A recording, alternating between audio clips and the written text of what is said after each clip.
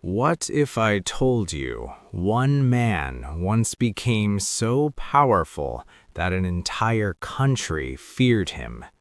Not a king, not a president, but a criminal who turned fear into power and power into an empire. This is the story of Pablo Escobar. Pablo Escobar was not born powerful. He came from a simple family in Colombia. No wealth, no influence, just ambition. Dangerous, unstoppable ambition. As a young boy, he didn't dream of a normal life. He wanted control. He wanted respect. And most of all, he wanted to be remembered. He started small, selling illegal goods, running petty scams, learning the streets. But Escobar wasn't like others. He wasn't satisfied with small wins. He wanted something bigger, something that could give him power over people. And soon he found it: cocaine. At a time when the world had just started discovering cocaine, Escobar saw an opportunity others missed. He built connections, he created routes, he took risks no one dared to take. And slowly, shipment by shipment, he began building what would become one of the most powerful drug empires in history. Money started flowing like never before. Millions, then billions. Escobar became so rich that he was once listed among the richest men in the world.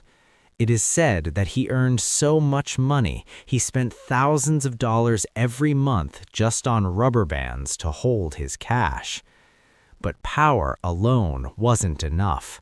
Escobar wanted control. He wanted influence. He wanted people to fear him and love him at the same time.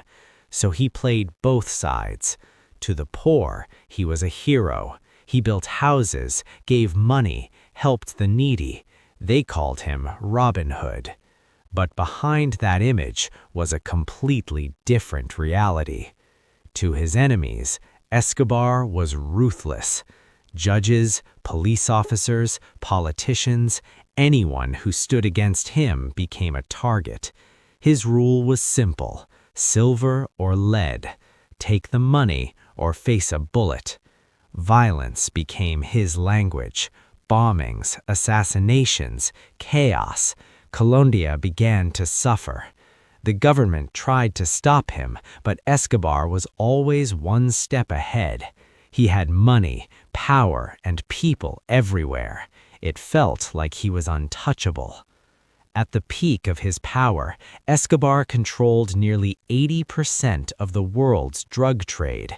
Think about that. One man controlling a global empire. His name alone created fear. His reach extended beyond borders.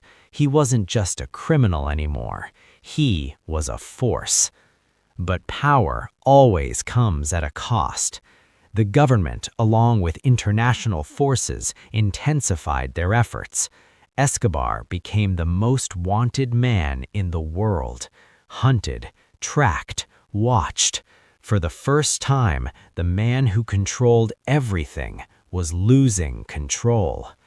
In a shocking move, Escobar surrendered, but on his own terms.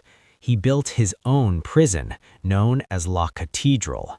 It wasn't a prison, it was a luxury fortress. He lived comfortably, continued his operations, and stayed protected. But even that didn't last. When authorities realized the truth, they moved to take him down again. This time, there would be no deals, no escapes. Escobar ran, hiding, moving, surviving. The king of the underworld was now a man on the run. Everything he built started collapsing. His empire weakened, his allies disappeared, his enemies grew stronger.